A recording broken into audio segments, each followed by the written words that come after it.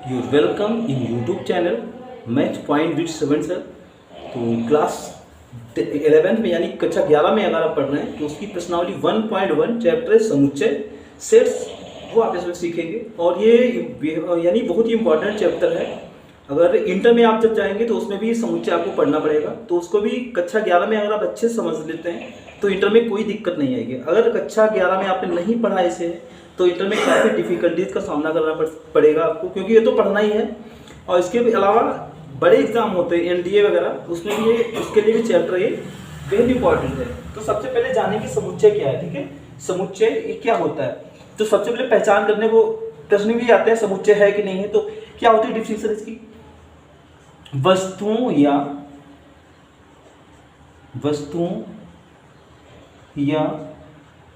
अवयवों के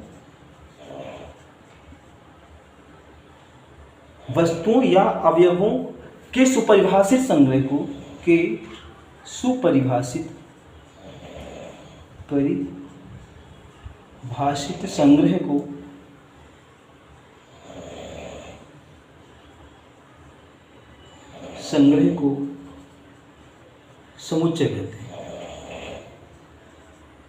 समुच्चय कहते हैं। तो ये इसकी डिफिनेशन है कि वस्तुओं या अवयवों के सुपरिभाषित संग्रह को समुच्चय कहते हैं। अब आप ये पूछ सकते हैं सुपरिभाषित ये क्या होता है। तो सुपरिभाषित मीन्स होता है, यहाँ पे लिख रहा है, ठीक है। सुपरिभाषित मीन्स होता है जो संग्रह यानी वस्तुओं के अनुसार ना बदले, यानी ऐसा संग्रह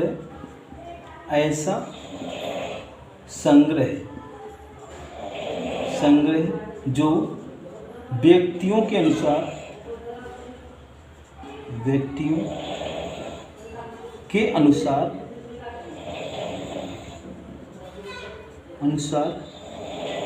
ना बदले। कहने का मतलब इसके लिए सभी व्यक्तियों के आंसर एक जैसे आए तो वो हमारा समुच्चय होता, नहीं तो समुच्चय नहीं होता है। तो इसको आप एग्जाम्पल लेके समझ सकते हैं। यहाँ पे थोड़ा इस तरह से बनाए ऐसे, ये ठीक है। तो सुपरिभाषित मतलब होता है जो ऐसा संग्रह जो व्यक्तियों के अनुसार ना बदले। तो एग्जाम्पल लेंगे तो आप समझ लेंगे। जैसे एग्जाम्पल ले रहे हैं यहाँ पे कि 5 अच्छे अभिनेता, ठीक है। पहला दिया है 5 अच्छे अभिनेता।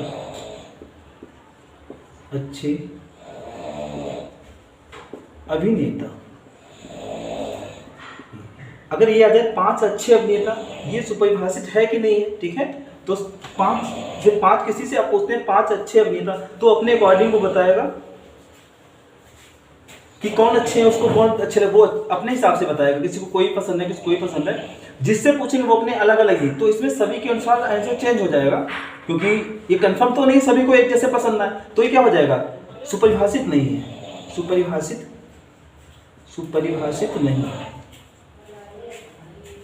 नहीं, तो ये सुपरिभाषित नहीं है।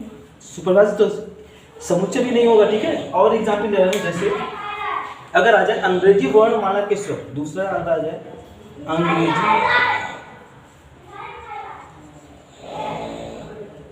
वर्णमाला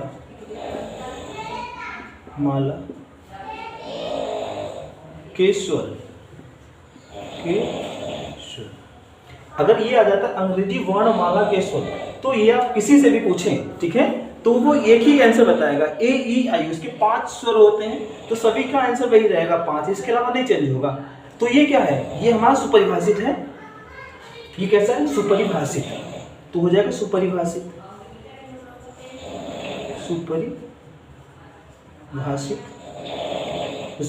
है। तो इसके हम सेट बना सकते हैं, ठीक है। ये समुच्चय रूप में हो सकता है। तो अब आई होप इतना आपको समझ में आ गया होगा कि सभी के आंसर समान आए, सभी व्यक्तियों के अनुसार अगर समान हो रहा है, समान आंसर आ रहा है, तब तो वो समुच्चय बन जाएगा उसका, यानी वो कह सकते हैं सुपरिभाषित है। अगर ऐसे सबके एक जैसे नहीं आ रहा है, सबके बदल रहे, तो वो सुपरिभाषित नहीं होता है। कुछ एग्जाम्पल्स आपको करवाएंगे तो बिल्कुल आपको क्लियर हो जाएगा। नेक्स्ट दिया हुआ है कि संख्या 12 के अभाज्य गुणनखंड, ये आपको बताना है ये सुपरिभाषित है कि नहीं है, ठीक है।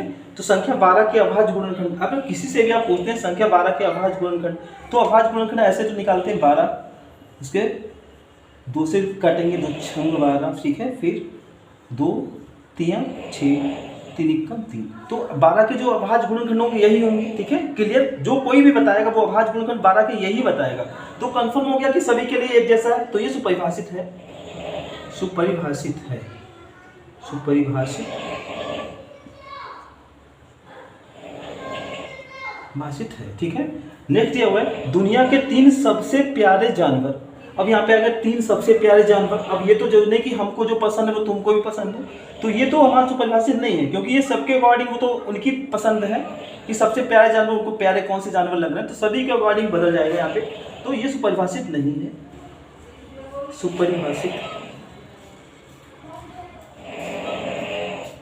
सुपरिभाषित नहीं, तो ये सुपरिभाषित नहीं होगा। नेक्स्ट दिया हुआ है समीकरण x² = 9 का हल। अब ये भी बताओ, अब देख के समझ जाएंगे x² = 9। कोई भी हल करेगा उसको एक ही जैसा तो हल करेगा, तो नहीं कोई एक व्यक्ति अलग हल निकाल दे इसका, दूसरा अलग निकाल दे, तो इसको सॉल्व करेंगे तो क्या आएगा x² = 9। तो पावर हटाते उधर स्क्वायर रूट लगता है, तो x = √9, तो x = ±3। कोई भी हल करेगा तो उसके यही आंसर आएंगे +-3, इसके अलावा तो नहीं आ जाएगा। यदि हम ये हमारा आंसर ये आया, दूसरे का दूसरा आएगा, तो सभी के अनुसार ये सेम आ रहा है, किसी के अनुसार बदल नहीं रहा है, तो ये हो जाएगा सुपरिभाषित है। क्या हो जाएगा? सुपरिभाषित है।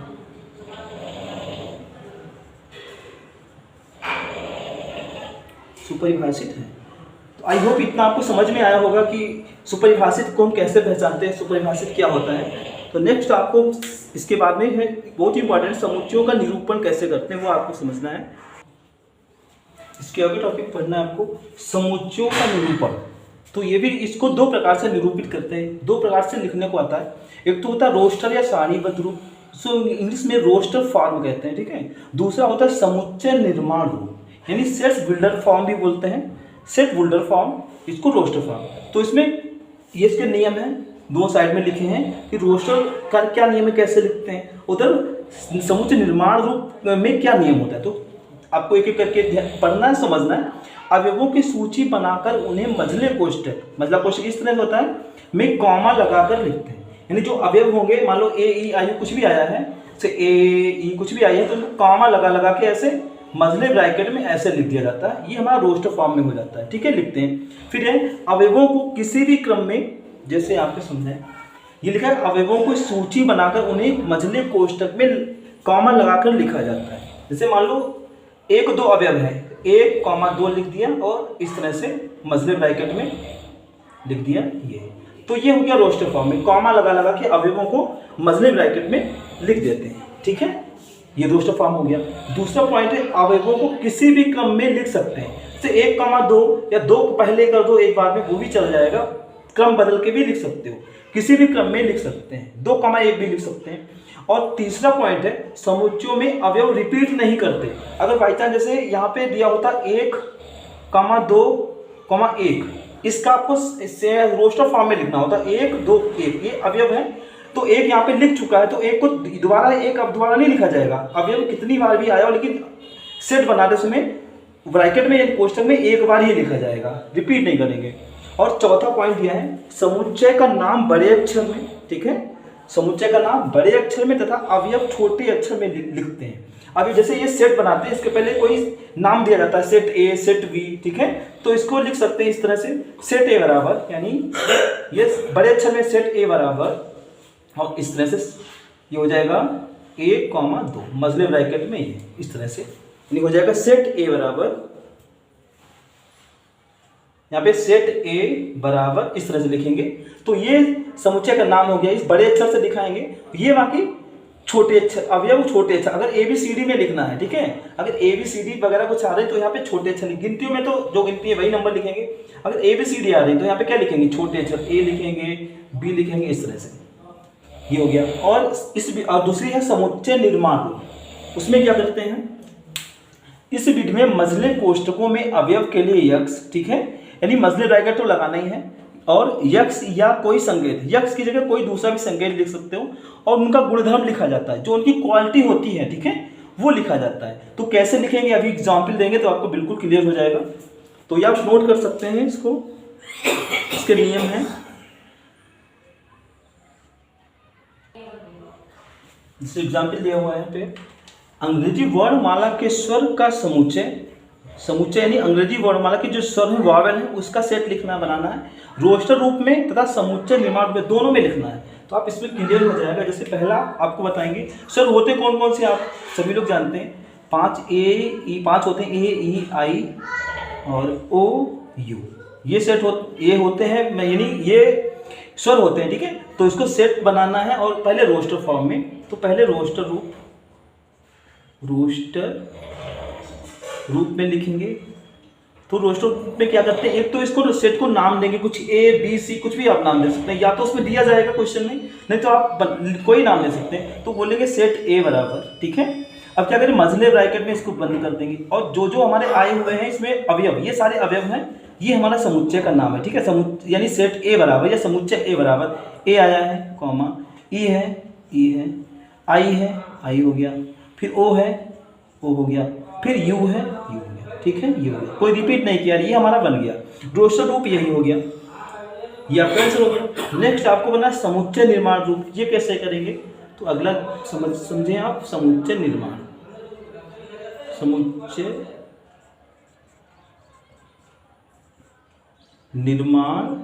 रूप, ये कैसे करेंगे, इसमें भी यानी समुच्चय का नाम तो देना ही है, सेट ए बराबर, ये मजला ब्रैकेट ये तो करनी है, ठीक है। अब इसके बाद में एक साइन होता है, वो आप समझ लो, ये निशान होता है, ये इसको बोलते हैं सच दैट, यानी यस यूज ये सच दैट, ये आपको याद करना है। ये सच दैट, इसको ऐसे भी निशान लगाते हैं इस टाइप से, ये इसको भी सच दैट बोलते हैं, लेकिन बेसिकली यानी इसी तरह से लगा होता है।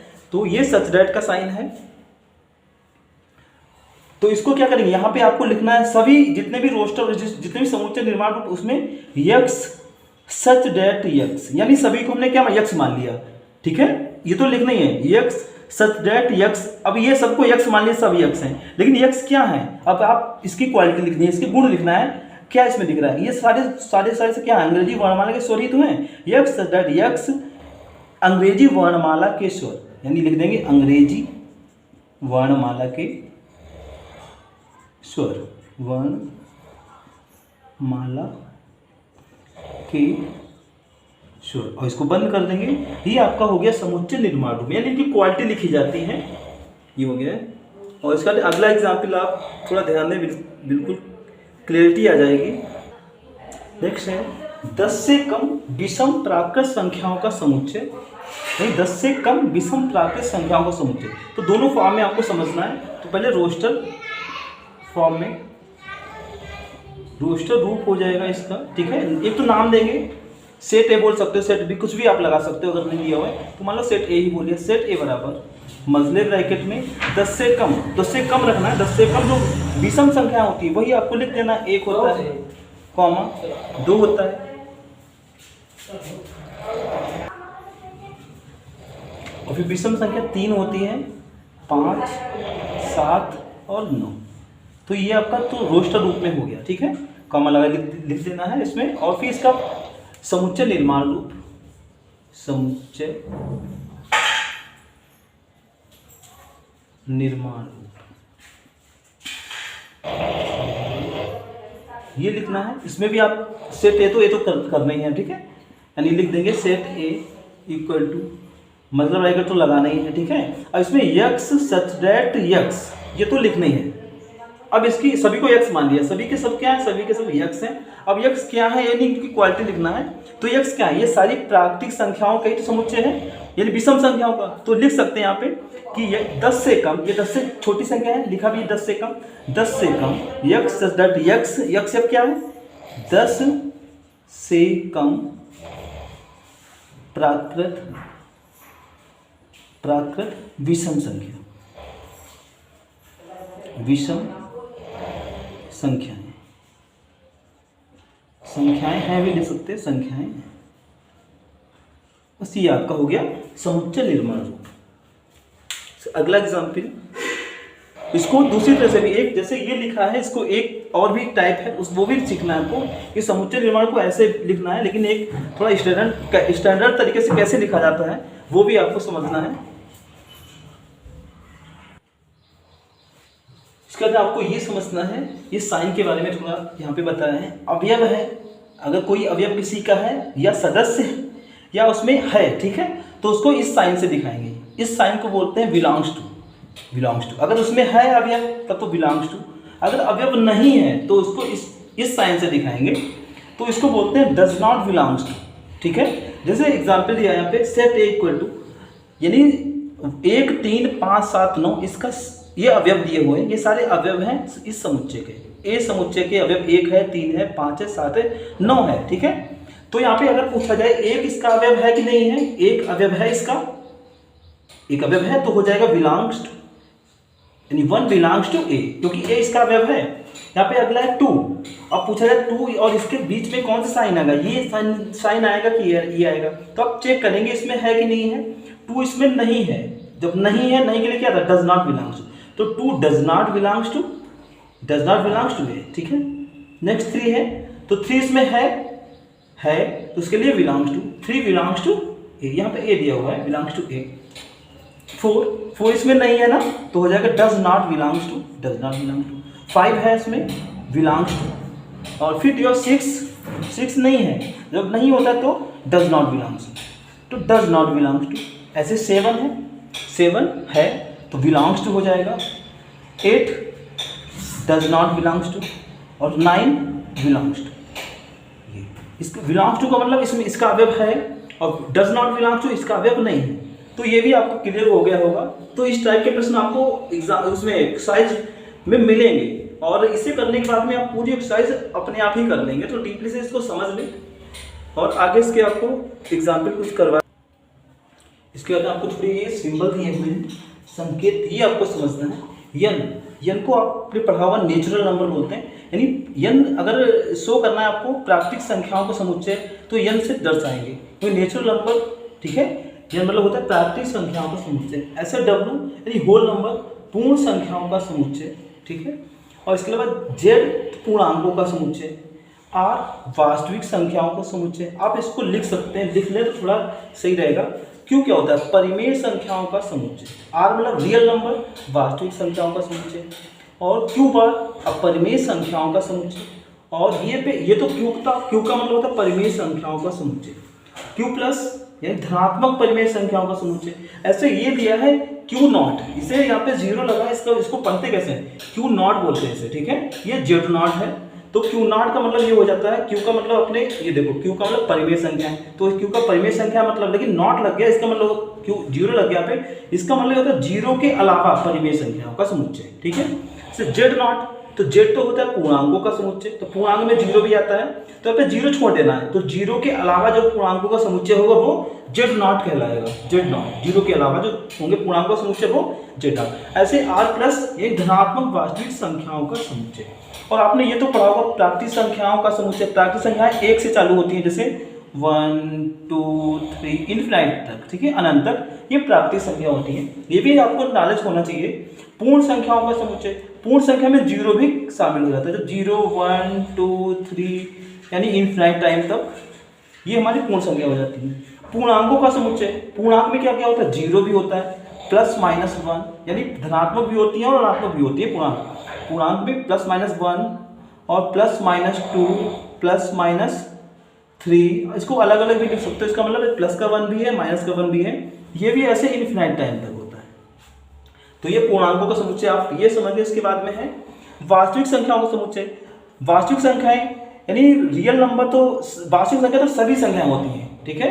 वास्तविक संख्या तो सभी संख्या होती है। वास्तविक संख्याओं में परिमेय संख्या और अपरिमेय संख्या दोनों होती है, तो इसमें सभी संख्या हुए। फिर अगला परिमेय संख्या, ये तो आप जानते हैं, जिसको P/Q के रूप में लिखा जा सकता है, वो परिमेय होती है। अपरिमेय जिसका रूट से मान हम स्वतंत्र अवस्था में बाहर ना ला पाए, जैसे √3, ये हमारा अपरिमेय हो गया, ठीक है। लेकिन √4 है, ये परिमेय होगा, क्योंकि 4 को हम स्वतंत्र अवस्था में बाहर ला सकते हैं, इसका 2 वर्गमूल हो जाएगा, तो इसका हम बिना पॉइंट लगाए वर्गमूल नहीं निकाल सकते, तो ये अपरिमेय हो गया। धनात्मक परिमेय संख्या यानी पॉजिटिव संख्या होगी, ये तो ऊपर के ही मान है, तो इसको आप नोट कर लें और इसको थोड़ा डीपली से समझ लें। अगला एग्जाम्पल दिया हुआ है कि रोस्टर रूप से समुच्चय निर्माण रूप में लिखो। ये रोस्टर फॉर्म में दिया है, तो समुच्चय निर्माण रूप में लिखना है, तो सेट बी, ये तो आपको लिखना ही है, बराबर x सच दैट यक्स, यानी सभी के सभी यक्स मान लिए, ठीक है। अब यक्स क्या है, इसकी इसमें कुछ ना कुछ आपको इसकी क्वालिटी जरूर दिखेगी। ये आपको देखो दिख रहा होगा, एक क्या है, एक का वर्ग है, ठीक है, तभी तो एक हुआ। 4 क्या है, 2 का वर्ग है। और 9 क्या है, 3 का वर्ग है। 4 क्या, 16 क्या, 4 का वर्ग है। यानी 1 2 3 4 लगातार की संख्याओं के वर्ग ही तो हैं, यानी प्राकृत संख्याओं की क्या है, वर्ग ही तो है। 1 से चालू होती है वो हमारी प्राकृत संख्या होती। तो आप लिख सकते हैं ये 5 से कम है 4 ना, 5 से छोटी प्राकृत संख्याओं का के वर्ग। तो आप ऐसे लिख सकते हैं यहाँ पे 5 से छोटी प्राकृत संख्याओं का वर्ग। 5 से छोटी प्राकृत, ये उधर बढ़ा के लिख दें इसको, आने पाएगा। छोटी प्राकृत संख्याओं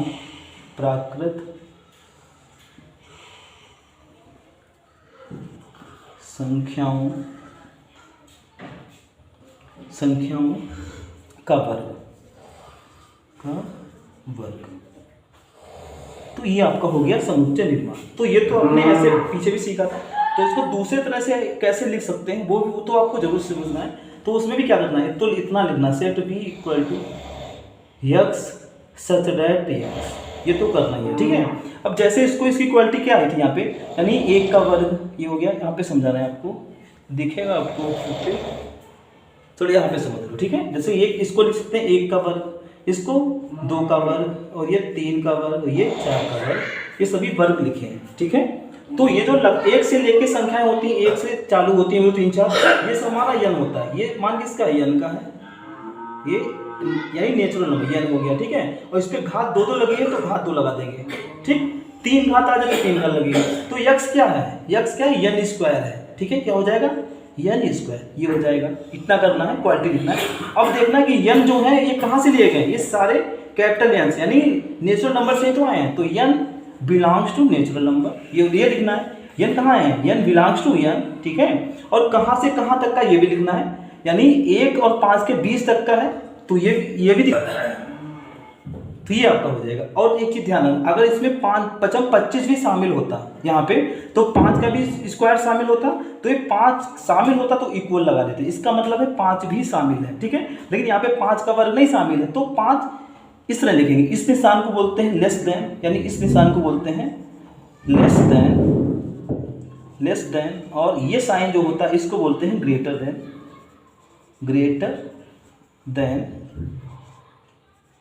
ठीक है। तो यहाँ पे क्या बनेगा, x that x equal to n square है, सभी के स्क्वायर है, यन बिलोंग्स टू यन। और ये जो यन है ये क्या है, ये कहाँ से कहाँ तक का है, यन लेस देन 5, यानी यन 1 2 3 4 5 जो है वो 5 से कम है, 4 तक ही स्क्वायर है। तो इस तरह से आप लिख सकते हैं। और 2-4 एग्जाम्पल और करेंगे, बिल्कुल आपको क्लियर ही हो जाएगा।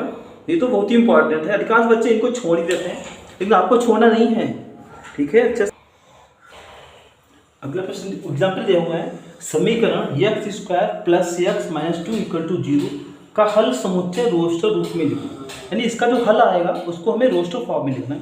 तो ये फैक्टर तो आपने खूब किए होंगे, 8 से ही चालू हो जाते हैं, 9th 10th में, ठीक है। तो इसको factor x square minus x minus 2 equal to 0 गुणा 2 हो, और घटाने पे कितना 1 आए, अभी कुछ नहीं तो 1 साइलेंट, तो 2 - 1 से फैक्टर करेंगे। यहाँ पे 1 है यहाँ पे माइनस का, ठीक है। X square minus 2x square minus 2x minus plus हो जाएगा 1x minus 2 equal to 0। x common लेंगे तो हो जाएगा x माइनस 2, और नेक्स्ट 1 कॉमन मिलेगा x माइनस 2। तो एक तो हो जाएगा x माइनस 2, दोनों तरफ कॉमन मिल रहा है, तो हो जाएगा x माइनस 2, और ये हो जाएगा x प्लस 1। अब एक को सॉल्व करते हैं, ये जो करते हैं, तो x minus 2 equal to 0, then x equal to 2 हो जाएगा। एक तो x की वैल्यू ये आई है, दूसरा सॉल्व करेंगे तो x प्लस 1 इक्वल टू 0, और फिर then x equal to minus का 1। तो एक तो आपका ये आया है, x की वैल्यू 2 आई है, और दूसरा जो है वो माइनस 1 है। तो इसका हल लिखना है किस रूप में, रोस्टर रूप में लिखना है। तो लिख देंगे हल समुच्चय, या सेट ए लगा सकते हो, ठीक है। ऐसे लिख दो हल समुच्चय, और रोस्टर फॉर्म में क्या करते हैं, इसको मतलब ब्रैकेट में बंद करके और कॉमा लगा के अवयवों को लिख देते हैं। तो इसके अवयव क्या है, 2 है और -1 है, 2, -1। तो ये आपका आंसर हो गया रोस्टर फॉर्म में, 2, -1। ये मसले ब्रैकेट को बंद किया है, ये है, ठीक है। अगला दिया हुआ एग्जाम्पल है समुच्चय एक्स डेट एक्स एक धन पूर्णांक है और एक्स स्क्वायर लेस देन 40, यानी यक्स का स्क्वायर जो है यानी संख्या इसमें यक्स का मतलब वही वो अव्ययमान है जिसका स्क्वायर 40 से कम हो, वही उसी का बनाना है, उसको रोस्टर रूप में लिखिए। ठीक है, तो इसको रोस्टर रूप में करना है तो आप तो एक तो set A set B C कर सकते हैं, लगा सकते हैं। तो मान लो यही लगा लिया, सेट ए बराबर ये मतलब ब्रैकेट ये बना लिया। ठीक है, अब यहाँ पे आपको नंबर लिखने हैं कि यक्स मतलब यक्स यानी संख्या लिखनी है लेकिन जिनके वर्ग 40 से कम रहे, वो धन पूर्णांक है, सभी पूर्णांक लिखने हैं। और जो क्या हो स्क्वायर जिनका 40 से कम हो तो धन पूर्णांक है, तो कितना होगा 1, क्योंकि 1 का वर्ग 1 कम 1 40 से कम है, 1 हो गया। 2 का वर्ग 2 4 40 से कम है, 2 हो जाएगा। 3 3 या 9 40 से कम होना चाहिए, ठीक है, 3 भी आ जाएगा। 4 चौको 16, 16 भी कम है इससे, 4 भी हो जाएगा। 5 25, 6 36, जो 6 36 हो रहा है, 40 से 36 कम है तो 6 ले रहे हैं। 7 का स्क्वायर कितना 67 49, ये स्क्वायर मतलब जो पद है इनका स्क्वायर जो करने पर 40 से कम रहे, तो 60 का स्क्वायर 49 होगा, 49 40 से ज़्यादा हो जाएगा तो हम 7 नहीं ले सकते, तो यही हमारा हो जाएगा आंसर हो जाएगा 1 2 3 4 5 6।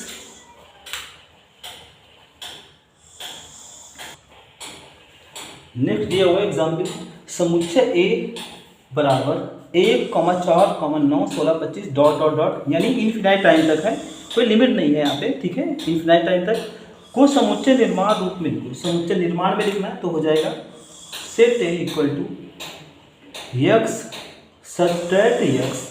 अब ये देखना आपको ये किस तरह नजर आ रहा है, देखो यहाँ पे साफ साफ दिख रहा है ये सभी के वर्ग हैं, 1 का वर्ग 2 का वर्ग 3 का वर्ग 4 का वर्ग, सभी लगातार एक संख्याओं यानी यन बोलते हैं, क्रमांक संख्या 1 से चालू हो वो नेचुरल नंबर यानी तो होता है। ठीक है, तो यन यानी तो यन का स्क्वायर दिख रहा है आपको, सभी के स्क्वायर है तो लिख सकते हैं एन स्क्वायर, सभी के वर्ग हैं। अगर एक क्यूब हो तो लिखेंगे एन का क्यूब। ठीक है, जो इसमें क्वालिटी हो वही लिखनी है, तो एन स्क्वायर हो गया। अब एन स्क्वायर क्या है, एन बिलोंग्स टू एन, यानी सारे एन कहाँ से आए हैं, इस नेचुरल नंबर से आए हैं, तो ये हो जाएगा एन बिलोंग्स टू एन। ठीक, और अगर इसमें यहाँ पे लिमिट दी होती तो हमको लिमिट भी यहाँ पे दिखा दी कहाँ से कहाँ तक के मान है, तो इसमें कोई लिमिट नहीं, तो यही आंसर हो गया, यानी इन्फिनाइट टाइम तक है तो आप यही आंसर देंगे बस। ठीक है, अगला दिया हुआ है जैसे example set B equal to 149 dot dot dot 100 तक दिया हुआ है, तो ये इसको भी समुच्चय निर्माण रूप में लिखना है, बस इसमें यह है इसमें लिमिट नहीं थी, इसमें 100 तक दिया है, 100 तक। ठीक है, तो ये भी स्क्वायर है, 1 का वर्ग 2 का वर्ग 3 का वर्ग ऐसे 4 5 10 के वर्ग, 1 से लेके 10 तक के वर्ग हैं इसमें, तो कैसे लिखेंगे सेट बी बराबर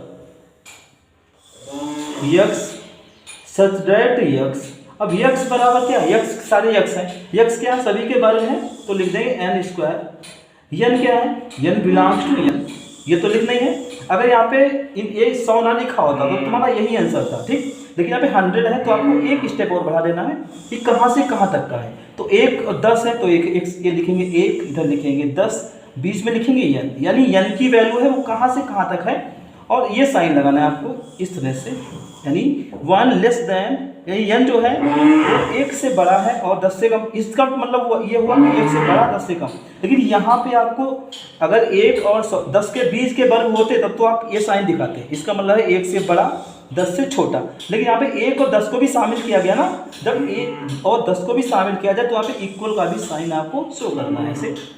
ठीक है, अगर 1 और 10 का स्क्वायर ना होता तो यहाँ पे ये साइन बराबर का नहीं लगाते, बस हो जाता है, तो आपका ये आंसर हो जाएगा।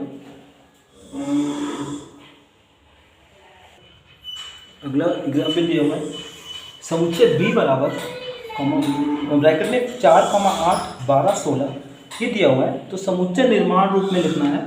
तो सबसे पहले आप सेट बी बराबर ये कोष्ठक बनाएंगे। ठीक है, आप यक्स सब्ट्रैक्ट यक्स, सभी को यक्स मान लिया यक्स है। अब यक्स की क्वांटिटी देखो क्या है, यहाँ पे 4, 8, 12, 16, कुछ ना कुछ आपको लग रहा होगा कि यहाँ पे लॉजिक चल रहा है। जैसे 4 को लिख सकते हैं 4 गुणे 1, 8 को लिख सकते हैं 4 गुणे 2, ये 12 को 4 गुणे 3, इसको लिख 4 गुणे 4, ये देखो बन रहा है 4 एकम 4, 4 गुणे 8। ठीक है, तो ये नंबरिंग यानी 1 2 3 4 5 ये तो यन की वैल्यू है, 1 2 3 4 4 तक है। ठीक है, अब ये 4 है, ये तो 4 ही होगा, तो इसको क्या कहेंगे, ये 4 हो गया, ये n हो गया, यानी x इक्वल टू क्या है 4n। ठीक, यहाँ पे 3 से मल्टीप्लाई हो तो 3n हो जाता, तो यहाँ पे 4 और ये क्या है n है, 4n हो गया। अब n क्या है, n बिलोंग्स टू n, सारे के सारे n कहाँ से आए हैं, ये वाले कहाँ से 1 2 3 4 है, सारे सारे कहाँ से नेचुरल नंबर, क्योंकि 1 से इनफिनाइट टाइम तक नेचुरल नंबर होते हैं, तो 1 2 3 4 ये सारे n belongs to natural number यानी n। ठीक है, अब यहाँ पे लिमिट भी दिखानी कहाँ से कहाँ, n की वैल्यू कहाँ से कहाँ तक है, 1 से लेके 4 तक है, तो इधर 1 लिख लो, इधर 4 लिख लो। ठीक है, लेस देन का साइन, और आपको ये भी अगर 1 4 के बीच का होता, 1 4 के, इसका मतलब इस साइन का मतलब होता है कि n की वैल्यू 1 4 के बीच की है, लेकिन 1 4 के बीच की नहीं, 1 4 भी शामिल है ना सबमिटेज में, तो इक्वल लगा देंगे कि 1 4 भी शामिल है, ये आपका आंसर हो गया। तो आई होप इतना आपको क्लियर समझ में आ रहा होगा। और अगला एग्जाम्पल हो ले रहे हैं एक, ये दिया वो 3 9 27 81 3 240, तो इसको भी ऐसे लिखेंगे, सेट लगा सकते हैं आप, सेट ए बराबर, ठीक है, यक्स सच दैट यक्स। अब इसकी क्वालिटी देखो, 3 है, 9 है, 27 है, ठीक है यहाँ पे, तो इसको किस तरह से लिखा गया है, मान लो इसको देखो 3 की घात 1, ठीक है, 3 की घात 3 की पावर 2 9 होगा, 27 को लिख सकते हैं 3 की पावर 3, और 81 को लिख सकते हैं 3 की पावर 4, 240 को लिख सकते हैं 3 की पावर 5। तो ये देखो सभी की पावर है, ठीक है, तो ये पावर क्या हो गई, n का मान हो गया, ये पावर किसका मान हो गया, ये n का मान हो गया, ये n हो गया, और इधर कितना लिखा हो, ये तो 3 है, ही 3 है, तो 3 की पावर n, ये पावर लगी हो तो इसका हो जाएगा इक्वल टू 3 की पावर n, ये हो गया। n क्या है, n बिलोंग्स टू n। अब आपको लिमिट 240 यहाँ तक 5 तक है ना, अगर ये इनफाइनाइट टाइम तक डॉट लगाओ तब तो आपका यही आंसर हो गया, बस ये n है बिलोंग टू, तो इतना ही होता अगर डॉट लगा होता, लेकिन अब 244 है तो कहाँ तक n की वैल्यू 1 से 5 तक है, तो n यानी 5 1 ये और शामिल है, तो इसको भी इक्वल का भी साइन ये, तो ये आपका आंसर हो गया। तो इतना आपको समझ में आया होगा। इस तरह अगर एक आप ये आपने अच्छे से समझ लिया इसको, तो एक्सरसाइज 1.1 आप बिल्कुल कर लेंगे अपने आप। तो एक एग्जाम्पल और आपको करवा दिया जाए, और इम्पोर्टेंट है के लिए, चलो ठीक, एक एग्जाम्पल और ले रहे हैं। तो एग्जाम्पल ये दिया हुआ है, समुच्चय 1/2 2/3 3/4 ऐसे 6/7 दिया हुआ है, कुछ समुच्चय निर्माण रूप में लिखें। तो क्या लिखेंगे, bracket x such that x, इसकी क्वालिटी देखेंगे यहाँ पे किस फॉर्म में ये दिया हुआ है, यानी 1/2 है, तो ध्यान से समझना, इसको 1 को हम लिख सकते हैं 1 और कितना 1 + 1, ये 2 है ना, इसको 1/2 करेंगे, तो फिर इसको क्या लिखेंगे 2/2 + 3 कहेंगे, इसको क्या कहेंगे 3/3 प्लस यहाँ पे 1 आएगा, 1 1 जुड़ रहा है यहाँ पे, 3 + 1 कहेंगे, तभी 3 और 1 4 होगा, ये थर्ड टर्म है, ये सेकेंड टर्म है, ये दूसरा है, पर ये फर्स्ट है, 1 2 3, यहाँ पे इतने 3 आपको बताएं, इससे समझ जाएंगे आप कि इस फॉर्म में दिया है, ठीक है। आप या तो आपको इधर समझा दिया जाए, चलो अच्छा इधर आप यहाँ पे बना दें, आपको यहाँ पे दिख जाएगा बिल्कुल। ये पहला 1 है, तो 1 को लिख सकते हैं 1/1 + 1, क्योंकि ये 2 हो गया ना, 1/2 है ना। अगला है 2/3, तो इसको लिख सकते हैं 2/2 + 1, 2/3 हो जाएगा। 3/4 को लिख सकते हैं 3/3 + 1, ऐसे ही कहाँ तक लिखा 6/7, तो डॉट के आगे तो समझ गए होंगे 6 को लिखा जाएगा, ये बीच के छोटे तो समझ गए होंगे, 6 को लिख सकते हैं 6 + 1, क्योंकि 6 एक साथ हो गया, तो सभी में 1 1 जुड़ रहा है, ठीक है। जो बढ़ते हैं नंबर वो हमारा n की वैल्यू होती है, ये देखो 1 2 3 और 4 5 6 तक है, यहाँ पे डॉट है 4 5 6, ये n की वैल्यू हो गई, ठीक है। तो कैसे लिखेंगे, x = कितना है n/n + 1, इसी फॉर्म में तो है, n का मान 2 लिया गया तो 1 जोड़ दिया n में, तो ये n हो गया n/n + 1, n/n, तो n/n + 1 हो गया, n क्या n बिलोंग्स टू, तो n हो जाएगा n बिलोंग्स टू n, ठीक है। कहाँ से कहाँ तक है वो भी शो करना n, ये वैल्यू देखो यहाँ पे 6 तक है, 6 भी सबमिट है, 1 से लेके 6 तक, और इसमें 1 और 6 दोनों शामिल हैं, तो इसको लिख सकते हैं यानी 1 और इधर 6 लेस देन, लेकिन ये हो जाए, ठीक है, लेकिन 1 से शामिल है यहाँ पे, तो इसको इक्वल का भी साइन, तो ये आपका आंसर हो जाएगा। सेट होल्डर फॉर्म हो जाएगा। आई होप कितना आपको समझ में आया होगा। इसके बाद में आप पूरी एक्सरसाइज अपने आप लगाएं और नेक्स्ट